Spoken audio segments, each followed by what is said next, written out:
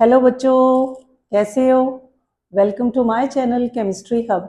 आज हम नया टॉपिक शुरू करने लगे हैं, न्यूट्रलाइजेशन।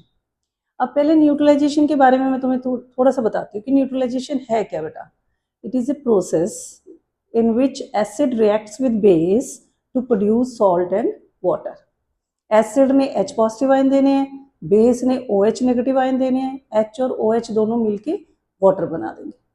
अब कितनी इंपॉर्टेंट चीज़ है बेटा ये। लैब में बाई चांस मान लो कि हमारे से कोई एसिड की बॉटल टूट गई, अब पूरे फर्श पे एसिड पड़ा हुआ है, उसको साफ कैसे करोगे। कोई कपड़े से साफ नहीं कर सकते क्योंकि एसिड जला देगा, हाथ से तो बिल्कुल ही नहीं, पेपर से भी नहीं साफ कर सकते। तो फिर उस एसिड को न्यूट्रलाइज करना पड़ेगा। उसके लिए हम थोड़ा सा उसके ऊपर इक्वल क्वांटिटी में बेस स्प्रे कर दें। तो जब बेस थोड़ा थोड़ा गेर दोगे, एसिड और बेस दोनों रिएक्शन करेंगे, वहाँ बना देंगे सॉल्ट एंड वाटर। इतना ईजी हो जाएगा कि फिर तुम आराम से उसको साफ कर सकते हो। तो ये हमारी डेली लाइफ में न्यूट्रलाइजेशन रिएक्शन बहुत इंपॉर्टेंट है। तो चलो इसकी पहले हम डेफिनेशन करते हैं। Neutralization reaction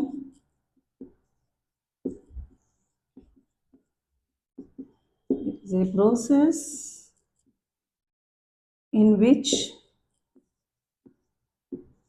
H positive ion from acid and OH negative ions from base produce unionized water। देखो कैसे होगा। एक बेस ले लेते हैं NaOH, this is base. When react with acid, अब बेस ने क्या देना है, OH नेगेटिव आयन देना है, साथ में Na पॉजिटिव आयन भी देना है बेटा, प्लस एसिड ने H positive ion and Cl negative ion देनी है। तो दोनों रिएक्ट होके क्या बनाएंगे, एक तो सॉल्ट बना देंगे NaCl, ये बना salt, plus H and OH मिलके बना देंगे वाटर। अब यहाँ पे भी देखो, ये दोनों आयंस मिलके तो सॉल्ट बना देंगे, पर ये आयंस दोनों मिलके वाटर बनाएंगे। तो NaCl प्लस वाटर। तो न्यूट्रलाइजेशन रिएक्शन वो होती है, रिएक्शन कह लो, प्रोसेस कह लो, दोनों चीजें हम बोल सकते हैं कि that reaction in which H positive ion from acid and OH negative ion from base combine to form water. अब ये न्यूट्रलाइजेशन की हमारी लाइफ में प्रैक्टिकली बहुत इंपॉर्टेंस है। पहला देखो क्या इंपॉर्टेंस है इसकी।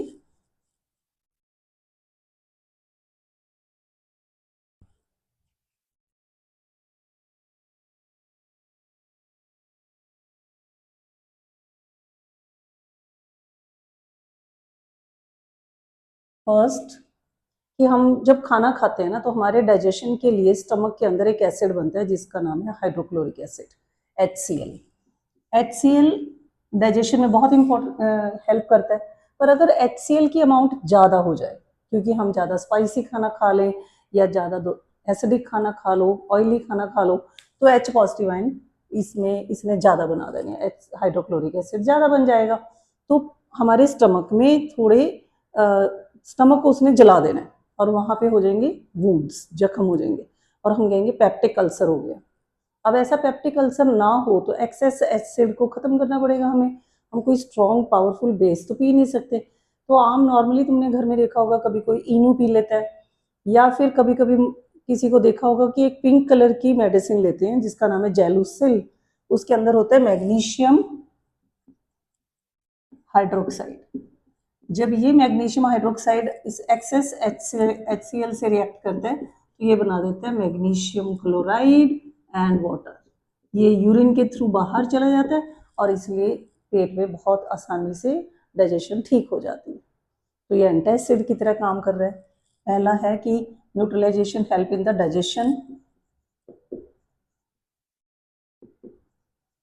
डाइजेशन ऑफ फूड, तो हम इसके लिए एंटासिड्स यूज करते हैं। सेकेंड,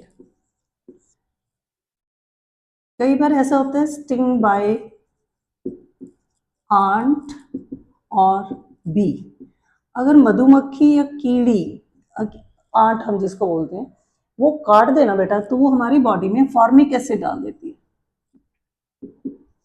फॉर्मिक एसिड का मतलब कि वो हमारे को HCOOH ये बॉडी में डाल दिया।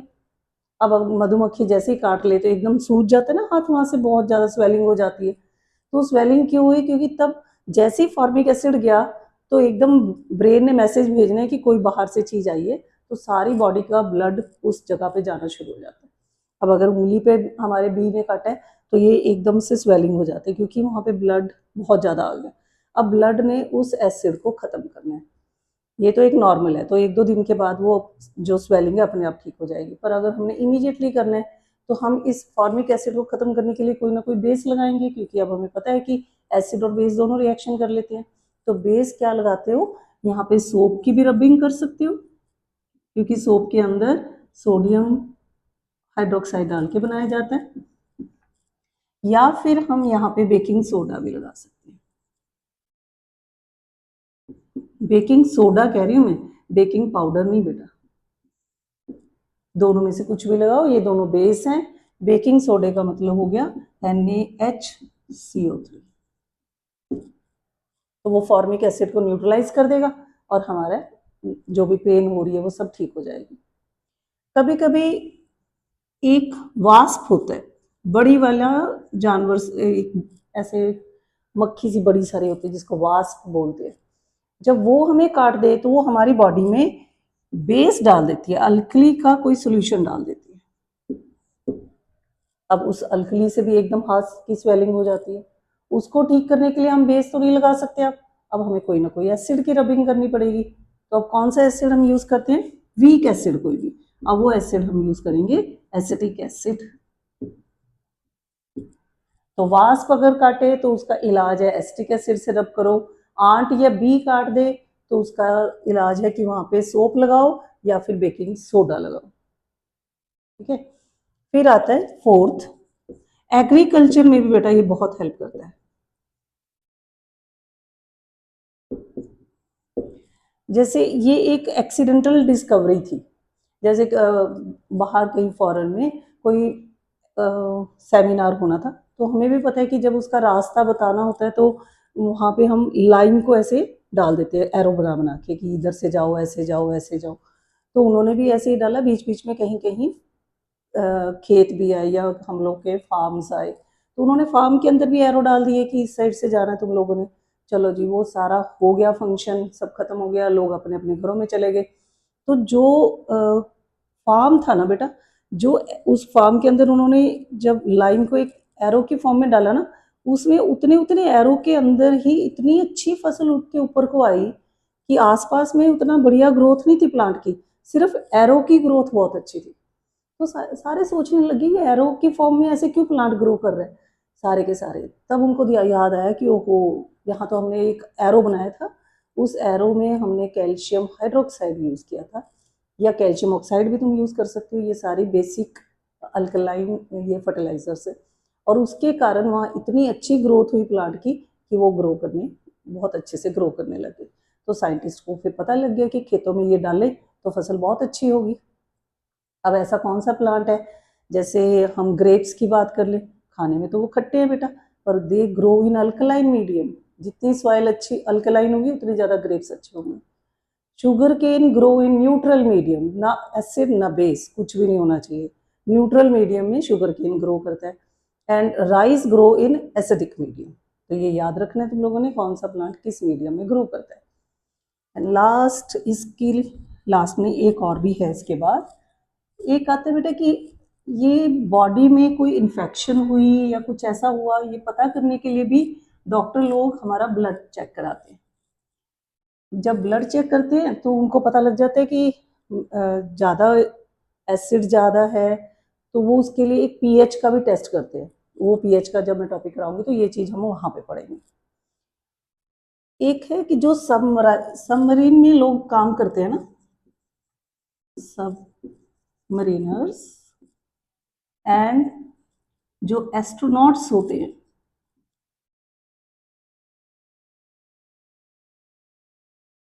एस्ट्रोनॉट्स वो जब कार्बन डाइऑक्साइड को एक्सहेल करते हैं बेटा, उस कार्बन डाइऑक्साइड को न्यूट्रलाइज करने के लिए क्या यूज किया जाता है? Lithium hydroxide. They use lithium hydroxides. तो बहुत सारी ऐसी एप्लीकेशंस हैं जो प्रैक्टिकली हम लोग यूज करते हैं to neutralize acid and base. अगर एसिड ज़्यादा है तो बेसिक मीडियम यूज करो, बेस ज़्यादा है तो एसिडिक मीडियम यूज करो। अब कोई भी चीज़ अगर एसिडिक है, सारा कुछ हमने बेटा एच की टर्म में ही समझनी है, सबसे इम्पॉर्टेंट चीज़ है। एच अगर ज़्यादा होगा तो वो चीज़ एसिडिक है, एच कम है तो वो बेसिक है।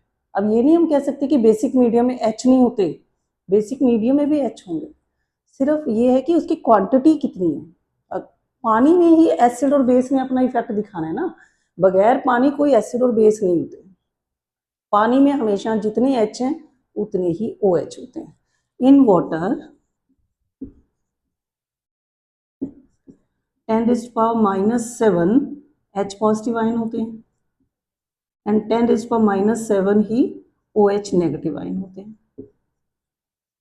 Eight 25 degree Celsius. तो पानी के अंदर तो एच और ओ एच दोनों की क्वांटिटी बिल्कुल फिक्स है, इक्वल अमाउंट में ही होना है। अब अगर मैंने इसके अंदर पानी के अंदर एसिड डाल दिया, HCl डाल दिया, तो देखो यहाँ से 10⁻⁷ तो एच पॉजिटिव आयन बन ही रहे थे, OH आयन भी बन रहे थे यहाँ पे 10⁻⁷। अब इस एसिड ने तो बहुत ज्यादा और भी मोर एच पॉजिटिव आयन बना दिए, तो मिला के ये एच पॉजिटिव आयन की कंसंट्रेशन बहुत ज्यादा होगी, OH तो कम ही रह गए, इसलिए हम कहेंगे HCl का सोल्यूशन एसिडिक होता है, ये एसिड है। तो इसका मतलब वाटर के अंदर जब कभी एसिड डाल दो तो H पॉजिटिव आयन की कंसंट्रेशन बढ़ जाती है, और अगर बेस डाल दें तो OH नेगेटिव आयन की कंसंट्रेशन बढ़ जाती है, क्योंकि एक तो बेस ने OH नेगेटिव आयन दे दिए, एक वाटर तो देगा ही देगा OH नेगेटिव आयन, तो दोनों का मिला के ultimately concentration OH negative ion की ज़्यादा होगी और H पॉजिटिव आयन की कम होगी। तो बहुत बार एग्जाम में क्वेश्चन आता है कि क्या तुम ये बताओगे कि जो बेसिक सोल्यूशन है उसके अंदर क्या H पॉजिटिव आयन होते हैं? तुम कहोगे यस होते हैं। कभी भी ऐसा नहीं हो सकता कि बेस के अंदर H नहीं है, H होती है पर कम होती है। इसी तरह एसिडिक सोल्यूशन में क्या OH होते हैं? तुम कहोगे यस, पर एसिडिक सोल्यूशन में H पॉजिटिव आयन की कंसंट्रेशन ज़्यादा होती है और OH नेगेटिव आयन की कम होती है। तो यहाँ से फाइनली अपने पास एक रिजल्ट बना कि H और OH की कंसंट्रेशन के अकॉर्डिंग हम क्या क्या बताएंगे। और इससे पहले एक वाटर के अंदर जो मैंने बताया ना तुम्हें कि H पॉजिटिव आयन भी 10⁻⁷ होते हैं, OH नेगेटिव भी 10। अब हमने यहाँ पे करना है ionic product of water.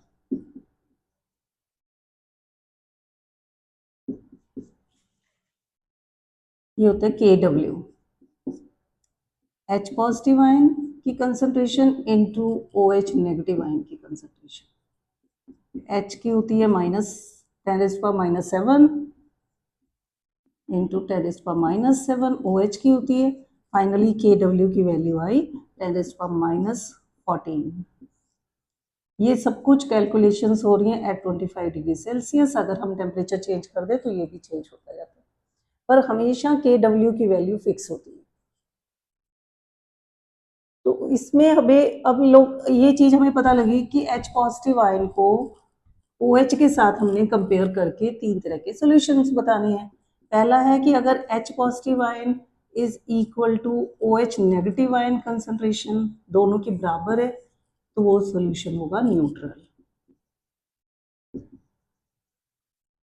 H positive ion concentration is more than OH negative ion, तो ये सॉल्यूशन हो जाएगा एसिडिक।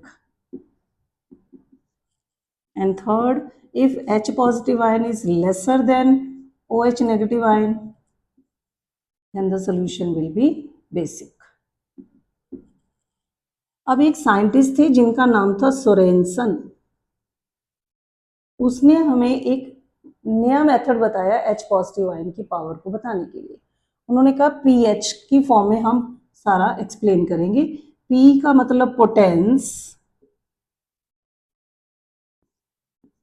H पॉजिटिव आयन की पावर ऑफ, पोटेंस का मतलब होता है बेटे power, power of H positive ion, जितनी ज़्यादा H पॉजिटिव आयन उतना ज़्यादा वो एसिडिक। तो एक फॉर्मूला अपने पास pH का बन गया। अब pH का क्या फॉर्मूला होता है?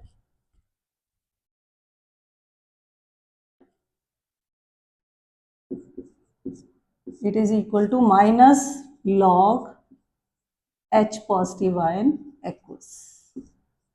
बेस, ये लॉग का बेस होना चाहिए 10, लॉग 10 की वैल्यू होती है 1। तो ये +1 में जाओगे तो इनके न्यूमेरिकल्स भी आएंगे। अभी अपने को न्यूमेरिकल्स नहीं करने। तो यहाँ से अपने को इतना पता लगा कि H पॉजिटिव आयन ही डिसाइड करेगा सब कुछ कि वो चीज़ एसिडिक है, बेसिक है, न्यूट्रल है, कैसे है। अब आता है उसके बाद कि उन्होंने एक स्केल बना के बता दी पीएच की। पीएच की जो स्केल है बेटा 0 से शुरू होती है 14 पे जाके खत्म होती है। 0 एग्जैक्ट मिडल का पॉइंट ले लेते हैं। यहाँ पे 7 1 2 3 4 5 6 थोड़ा थोड़ा 1 2 3 4 5 6 7 आ गई, ये वाली वैल्यू 7।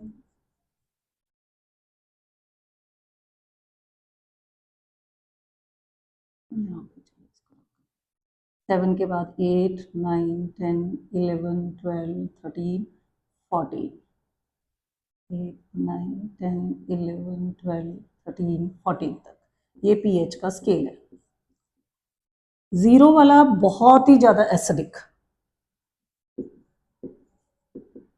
मैक्सिमम एसिडिक सॉल्यूशन तब होगा जब पीएच की वैल्यू 0 आएगी। और मैक्सिमम वैल्यू अगर 14 आ गई तो यहाँ पे मैक्सिमम अगर पीएच 14 आ गया तो वो बेसिक होगा और हम इसको बोल देते हैं अल्केलाइन होगा।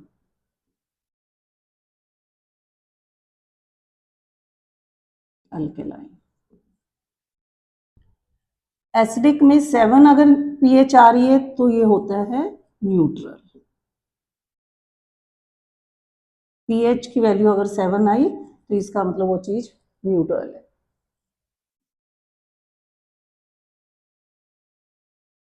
न्यूट्रल में कलर कौन सा आएगा? पीएच का ग्रीन कलर आएगा। एसिडिक में यहाँ से धीरे धीरे पीएच जैसे जैसे कम होती जाएगी कलर में भी चेंज आता जाएगा।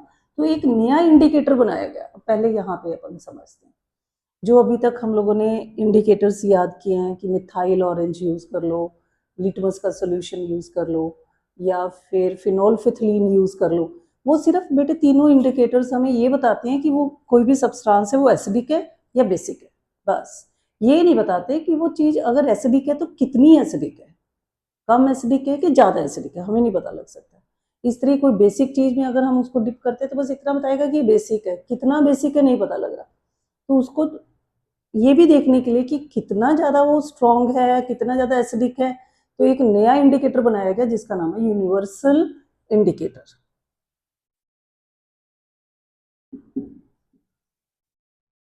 यूनिवर्सल इंडिकेटर एक मिक्सचर है। It is a mixture of many organic dyes which give different colors at different pH। अलग अलग पीएच पे ये अलग अलग कलर दिखाएगा। पेपर सेम ही है, जबकि लिटमस में तो हमें दो अलग अलग पेपर लेके आने पड़ेंगे या दो अलग अलग पीएच की बॉटल्स लानी पड़ेंगी, एक रेड वाली एक ब्लू वाली, या रेड वाला पेपर का एक पैकेट से आता है या ब्लू लिटमस का पेपर आता है। यहाँ ऐसा पीएच का जो इंडिकेटर बना लिया इन्होंने, उसमें एक ही बुकलेट सी होती है पतली सी, उसको बोलेंगे पीएच पेपर दे दो। उसके अंदर सारे अलग अलग कलर आएंगे बेटा। अब देखो, उस पेपर को अगर पानी में तुम डिप कर देते हो तो एकदम से वो पेपर ग्रीन कलर का चेंज हो गया। अगर ग्रीन में चेंज हो गया तो तुम बोल दोगे कि पीएच तो 7 है। फिर उसके बाद आता है अगर पीएच थोड़ा सा कम आ रहा है तो येलो कलर हो जाएगा। येलो कलर दिखाया तो तुम कहना 7 से कम है पीएच। ऑरेंज, फिर अगर ऑरेंज कलर आ रहा है तो पीएच और ज्यादा डाउन चली गई, 3 4 के पास पास कह लो, और 1 और 2 0 1 2 के पास तो एकदम रेड कलर आ जाएगा। पीएच में ही इतने कलर चेंज हो जाते हैं पीएच पेपर पे। येलो कलर आया तो थोड़ा कम एसिडिक, ऑरेंज आया ज़्यादा एसिडिक, रेड कलर आ गया उसी पेपर के ऊपर तो बहुत ही ज़्यादा एसिडिक। इस साइड अगर हम 7 पे ग्रीन कलर है ना, उस पीएच पेपर को किसी बेसिक मीडियम में डालें तो अगर पहले ब्लू अगर चेंज हो रहा है, फिर इंडिगो, और फाइनली वॉयलेट, तो इससे हमें पता लगता है कि कितना ज़्यादा बेसिक मीडियम है। तो सेम पेपर से हम ये भी बता सकते हैं कि कोई चीज़ एसिडिक है तो कितनी एसिडिक है, और बेसिक है तो कितनी बेसिक है। कितनी इंपॉर्टेंस बढ़ गई इस चीज़ की। पीएच का ही चेकिंग करके बेटा, जैसे ब्लड चेक कराने की भी लैब्स होती है ना, तो डॉक्टर कोई हम कभी बीमार हो जाते हैं तो डॉक्टर के पास जाते हैं तो डॉक्टर कहते हैं भी अपना ब्लड चेक कराओ, तो वो ब्लड चेक करने का मतलब ही यही है कि उन्होंने पीएच चेक करवा ली। तो पीएच चेक करा के इमीडिएटली अपना ब्लड भी चेक कराते हैं और यूरिन भी चेक कराते हैं। उसके अंदर उनको पीएच पता लग जाती है, उससे उनको कौन सी अंदर बीमारी हुई है उसका कुछ ना कुछ आइडिया लग जाता है। इसी तरह एग्रीकल्चरल लैब्स भी होती हैं।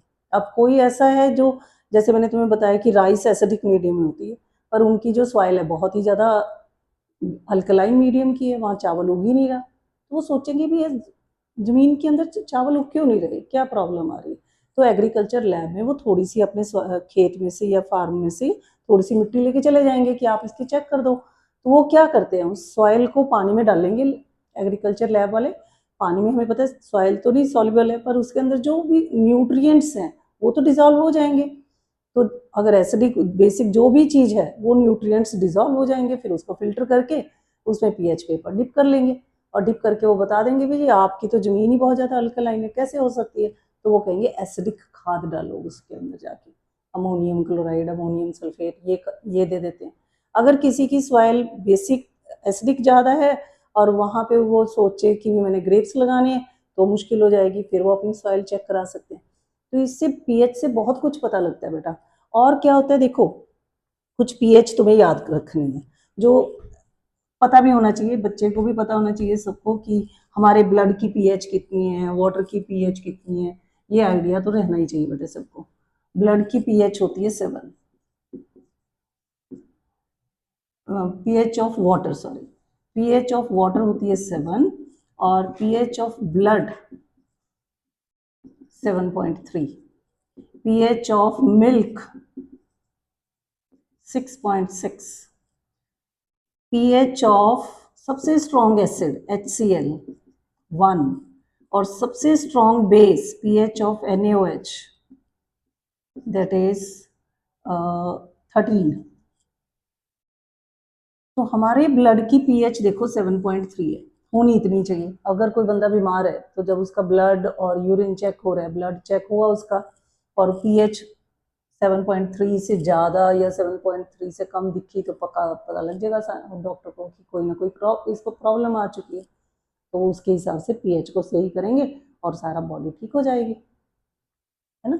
पर हमारा ब्लड एक बफर सोल्यूशन है। बफर क्या होता है कि ऐसा कोई सोल्यूशन जो अपनी पीएच को चेंज ही ना होने दे, जल्दी से चेंज नहीं होती बेटा अपनी। क्योंकि हम जब घर में खाते हैं तो हर रोज जो भी खाना खा रहे हैं वो सोच सोच के थोड़ा ना खाते कि अब एसिडिक खा लिया, उसके बाद बेसिक खा लो, अब फिर एसिड खाया तो फिर बेसिक खा लो। हम तो कुछ भी खा लेते हैं, जैसे भी चलो कर्ड भी खा ली, चपाती भी खा ली, हमें तो पता ही नहीं हमारे ब्लड की पीएच कैसे होगी। तो हमारा ब्लड अपने आप उस पीएच को एडजस्ट करके 7.3 पे ही पीएच रखता है, इसलिए ब्लड को बोला जाता है it is A buffer solution. अब दूध वालों की देखो, ये बड़ी अच्छा एक एग्जांपल है कि ब्लड जो मिल्क होता है उसकी पीएच होनी चाहिए 6.6। गाय का दूध तो सुबह सुबह निकाल लेते हैं लोग, 3 4 बजे ही निकाल लिया। अब वो डिस्ट्रीब्यूट गाय मतलब एक विलेज से शहरों में डिस्ट्रीब्यूट करने के लिए 12 1 बज जाते हैं। तब तक तो वहाँ पे दूध खराब ही हो जाएगा, क्योंकि इसके अंदर तो लैक्टिक एसिड बन जाना है। अब दूध खराब ना हो जाए, उसकी पीएच कम ना हो जाए, तो उस दूध वाले को भी देखो पता है, वो जब वो स्टार्ट करता है अपने घर से दूध डिस्ट्रीब्यूट करने के लिए, उसके अंदर बेकिंग सोडा डाल, बेकिंग सोडा एक बेस है, और अगर उसमें दूध में थोड़ा थोड़ा भी लैक्टिक एसिड बना तो वो लैक्टिक एसिड और बेकिंग सोडा दोनों आपस में रिएक्ट करके न्यूट्रल होते जाएंगे, और जब तक वो घरों में सप्लाई करेगा तो फटाफट दूध एकदम सही पीएच पे सप्लाई करेगा 6.6। तो पीएच का बहुत फायदा है बेटे अपने को। पीएच में और कहाँ कहाँ हम पीएच का यूज़ कर रहे हैं। आजकल तो एक नई टेक्नोलॉजी आ गई कि लोगों जो शैम्पू बन रहे हैं, फेस क्रीम बन रही है, सोप बन रहे हैं, वो कस्टमर के पीएच लेवल को चेक करके फिर उसके अकॉर्डिंग भी बना के दे देते हैं। बहुत सारी मेडिसिन बना रहे हैं पीएच को चेक करके। फिर उसके बाद आता है जो वाइन होती है, अगर उसको एक पर्टिकुलर पीएच पे बनाए ना तो उसका फ्लेवर भी अलग हो जाता है, बिल्कुल टोटली डिफरेंट हो जाता है। तो इस तरह करके ये सारा पीएच के बारे में तुम पूरा अच्छी तरह से पढ़ना। कोई भी डाउट आए तो कमेंट बॉक्स में लिखना, और लाइक करो वीडियो को बेटा, ज़्यादा से ज़्यादा अपने फ्रेंड्स को शेयर करो और सब्सक्राइब करो। Thank you.